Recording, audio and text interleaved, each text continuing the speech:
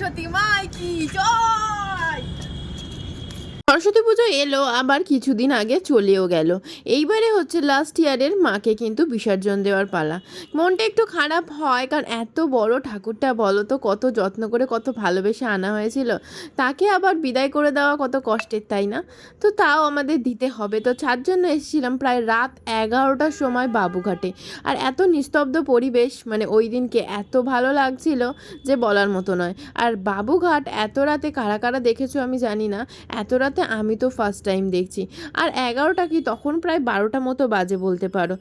আর আমি নাচতে নাচতেই বলছি যে বলো সরস্বতী মাই কি, তো বলে তো বিসর্জন দিয়েই দিলাম মাকে। কারণ ঘরে আমাদের তো নতুন মা এসে গেছে, তার মধ্যে প্রাণ প্রতিষ্ঠা হয়ে গেছে। এটা তো এখন শুধুমাত্র হয়তো মাটির পুতুল, কিন্তু একটু দুঃখ লাগছিল, কারণ এত বড় মূর্তিটা আনা হয়েছিল, যেটা আমি বারংবার বলে যাচ্ছি। তো চলো বলো সরস্বতী মাই কি।